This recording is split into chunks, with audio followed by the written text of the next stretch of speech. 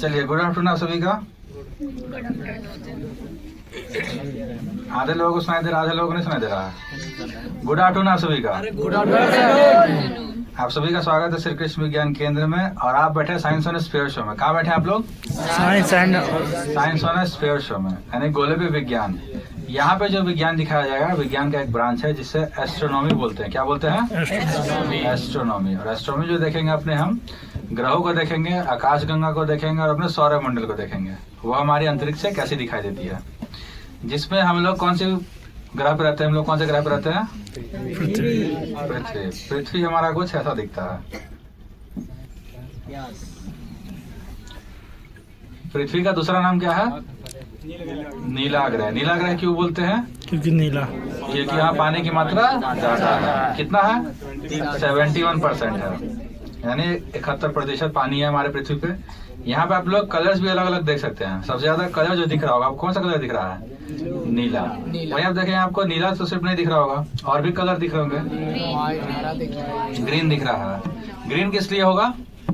जंगलों के लिए। किसके लिए? जंगलों को बता रहा होगा। वहीं आप देखेंगे यहाँ आपको येलो कलर भी दिख रहा होगा। येलो किस लिए होगा? रेगिस्तान के लिए। बहुत ही अच्छे है। वहीं आप देखेंगे यहाँ पे आपको दिखेगा व्हाइट कलर। व्हाइट कलर जो यहाँ पे आपको दिख रहा है, ये बादलों के लिए। किसके लिए? वही आप देखेंगे जो हमारे पोल्स पे, ये आपका हो गया नॉर्थ पोल और ये आपका साउथ पोल। यहाँ पे व्हाइट कलर जो है वो किसके लिए है? बर्फ के लिए, ग्लेशियर्स के लिए।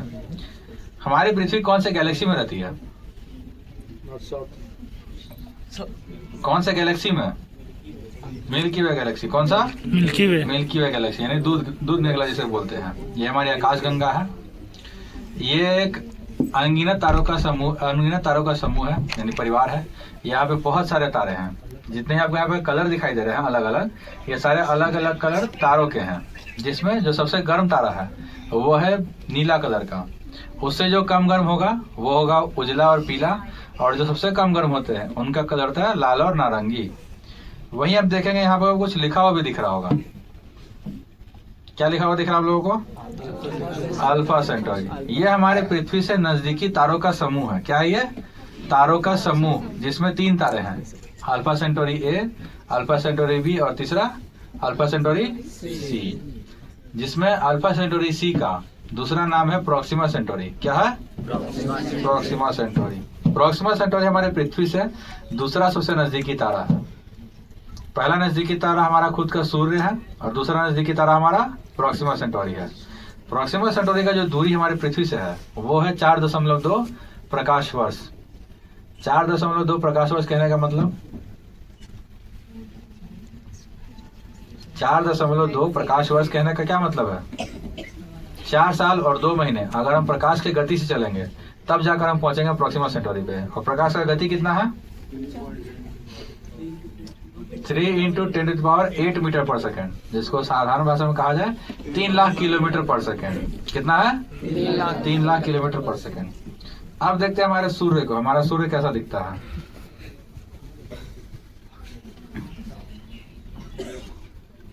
ये जो हमारा सूर्य है, इसके बाहरी सतह पे एक वायु का लेयर है, वायु की परत है, जिसका नाम है कोरोना। क्या है?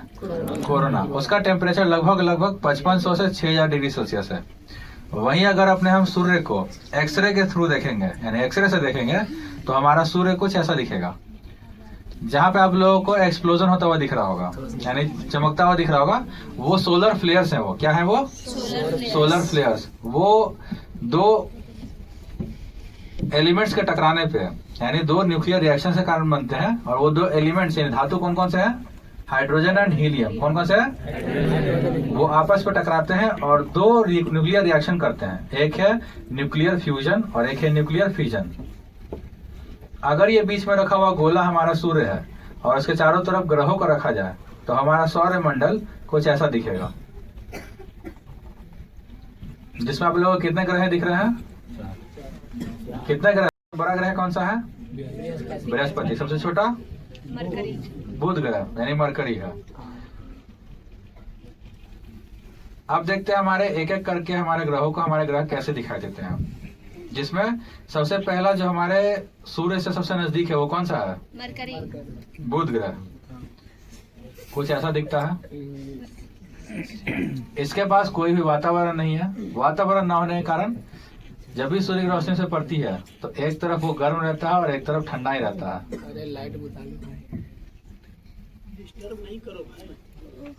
यहाँ पे आपको जो गड्ढे दिखाई दे रहे हैं इनको क्रेटर्स बोलते हैं और ये एस्टेरॉयड गिरने के कारण बनते हैं और इनका डायमीटर वहाँ पे 5 किलोमीटर से 15 किलोमीटर तक है। और मरकरी यानी बुध ग्रह के पास अपना कोई भी चांद नहीं है। आप देखते हैं अपने चांद को। हमारा चांद कैसा दिखता है? ये आप लोगों को चांद जैसा तो दिख रहा होगा। अरे यार ये हमारा चांद है। इसका जो पार्ट हम अपने पृथ्वी से देख पाते हैं वो ये पार्ट है जिसे मारिया बोलते हैं, और जो नहीं देख पाते हैं वो ये है जिसे लूनर हाईलैंड बोलते हैं। और ऐसा इसलिए है क्योंकि पृथ्वी का और चांद का दोनों का रिवोल्यूशन रोटेशन बराबर है, जिसके कारण क्या होता है हमें चांद का एक ही फेस दिखाई देता है। हमारा दूसरा ग्रह कौन सा है सूर्य से सबसे नजदीक? पहला ग्रह तो बुध ग्रह था, दूसरा शुक्र ग्रह था। कौन सा? शुक्र ग्रह। यह हमारा शुक्र ग्रह है जो हमारे सौरमंडल का सबसे गर्म ग्रह है। गर्म होने का कारण इसके पास वातावरण है और वातावरण में सबसे ज्यादा गैस पाई जाती है वो है कार्बन डाइऑक्साइड। कौन सी गैस है? Carbon dioxide. और कार्बन डाइऑक्साइड एक ग्रीन हाउस गैस है जो सनलाइट को यानी सूर्य के प्रकाश को समाये रखती है अपने अंदर, जिसके कारण क्या होती है ये सबसे गर्म ग्रह होती है। शुक्र ग्रह का दूसरा नाम क्या है?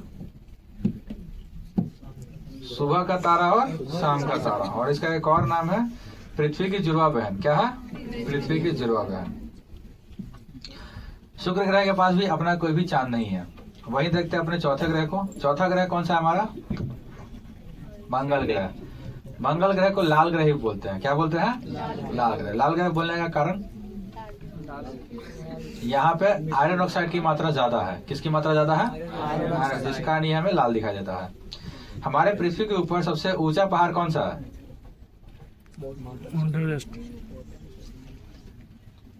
हमारे पृथ्वी के ऊपर सबसे ऊंचा माउंटेन कौन सा है? माउंट एवरेस्ट है, जिसकी ऊंचाई 8,845 मीटर है। उससे 3 गुना ऊंचा ये आपके सामने जो दिख रहा है उभरा हुआ, ये है माउंट ओलंपस। क्या नाम है इसका? Mount Olympus. इसकी ऊंचाई 24,000 मीटर है। ये पूरे सौरमंडल का सबसे ऊंचा पर्वत है। और मार्स के पास 2 चंद्रमा है, एक का नाम है फोबोस और एक का नाम है डीमोस। यहाँ तक हमारे टेरेस्ट्रियल प्लैनेट्स खत्म होते हैं, यानी जहाँ जमीन पाई जाती है।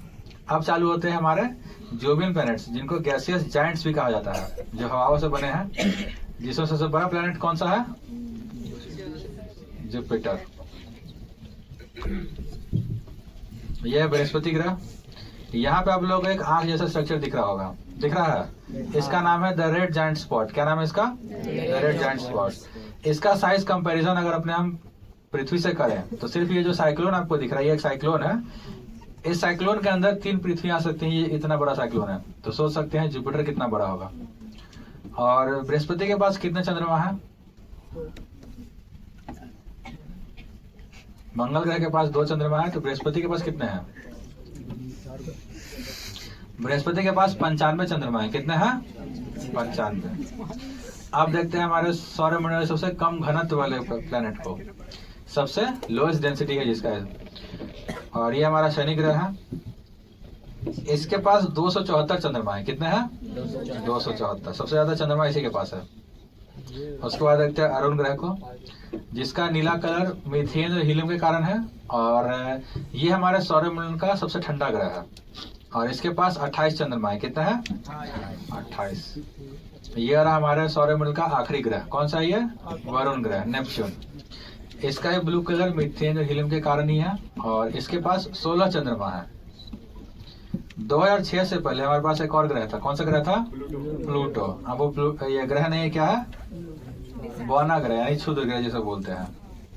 बौना ग्रह बोलने का कारण वो अपने कक्ष में तो सूर्य के चारों तरफ घूमता ही था, साथ में वरुण ग्रह के भी कक्ष में चला जाता था, जिसके कारण उसको सौरमंडल के श्रेणी से हटाया गया और क्षुद्र ग्रह के श्रेणी में लाया गया। अब देखते हैं हमारी पृथ्वी को 12,000 फीट के ऊपर से हमारी पृथ्वी कैसी दिखाई देगी।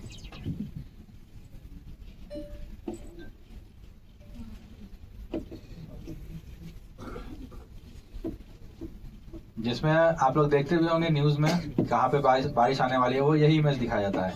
ये एक सैटेलाइट इमेज है, कहाँ पे आंधी आएगी, कहाँ पे तूफान चलेंगे। आप देखते हैं हमारी पृथ्वी को बिना बादलों के, हमारी पृथ्वी कैसी दिखाई देगी। जहां हम लोग कॉन्टिनेंट्स को और कंट्रीज को अच्छे से पहचान सकते हैं। जैसे ये आपके सामने कौन सा ये महाद्वीप है? एशिया। एशिया में हमारा कौन सा देश है? इंडिया। राइट साइड में आगे बढ़ेंगे, आपको दिखेगा बांग्लादेश, म्यांमार और चाइना। नीचे आएंगे, यहाँ पे जो टुकड़ों में कंट्रीज है, कौन कौन से कंट्री है यहाँ पे?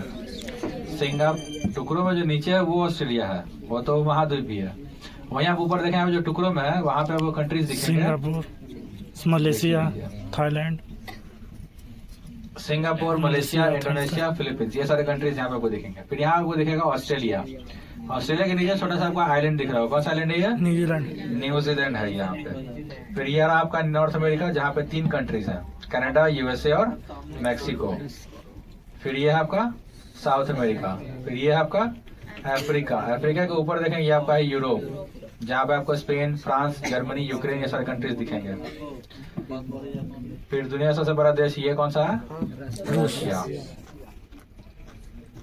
आप देखते हैं हमारे पृथ्वी को जब एक तरफ दिन और एक तरफ रात होती है तो कैसी दिखाई देगी। और जो लाइन दिन और रात को बांटती है उसे टर्मिनेटर बोलते हैं। क्या बोलते हैं? टर्मिनेटर। यह लाइन ऑफ इल्यूमिनेशन बोलते हैं।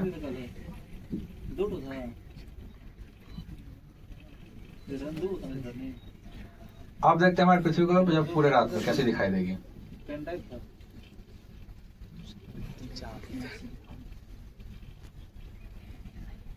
जहां हम लोग कंट्रीज को अच्छे से यहाँ भी पहचान सकते हैं। जैसे आपके सामने कौन सा देश है? इंडिया। यहाँ पे आपको दिखेगा चाइना और जापान। जो आपको ड्रैगन जैसा दिख रहा है वो कौन सा कंट्री है? जापान है।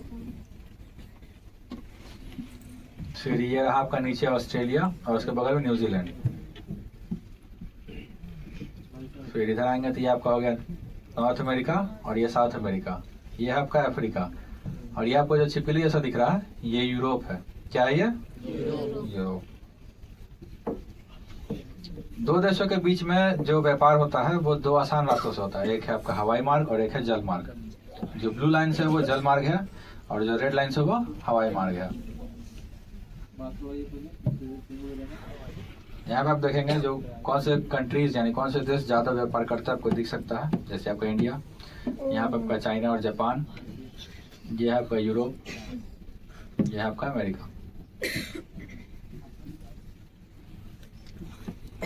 अब आप मुझे देखकर बताइए देखने में क्या लग रहा है, क्या है ये?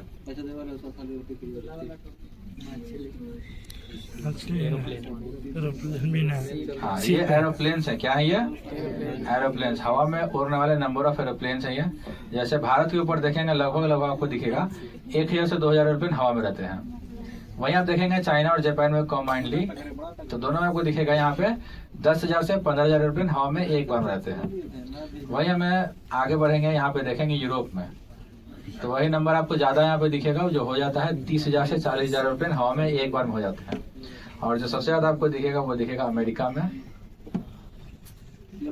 यहाँ पे ये नंबर हो जाता है यहाँ पे 40,000 से 50,000 एरोप्लेन हवा में एक बार में रहते हैं ये।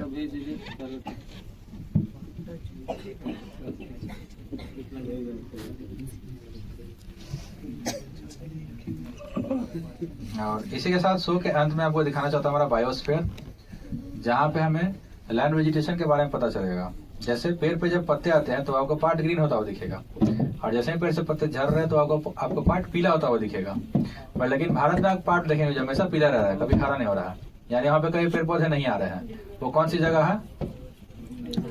राजस्थान में। वहाँ पे वहीं आप देखेंगे यहाँ पे आपको अफ्रीका में एक बहुत बड़ा पार्ट है जो हमेशा पीला। सबसे बड़ा डेजर्ट है कौन सा डेजर्ट? सहारा डेजर्ट है। और फिर आप देखेंगे साउथ अमेरिका में एक पार्ट है जो हमेशा हरा रह रहा है, कभी पीला नहीं हो रहा है। यानी यहाँ कभी पेड़ पौधे खत्म नहीं हो रहे हैं। ये कौन सी जगह है? यहाँ पे अमेज़न का जंगल है जिसे पृथ्वी का फेफड़ा ही बोलते हैं। क्या बोलते हैं? पृथ्वी का फेफड़ा। क्योंकि मैक्सिमम ऑक्सीजन आउटपुट है वो हमें कहाँ से मिलता है? अमेज़न के जंगलों से। जनरली जंगलों में। और जनरली हमें सबसे ज्यादा ऑक्सीजन कहाँ से मिलता है? सबसे ज्यादा ऑक्सीजन हमें ओशियन से मिलता है, समुद्र से मिलता है, वहाँ के कोरल रीफ से। इसी के साथ आप सभी का धन्यवाद। शो यहीं पर समाप्त होता है।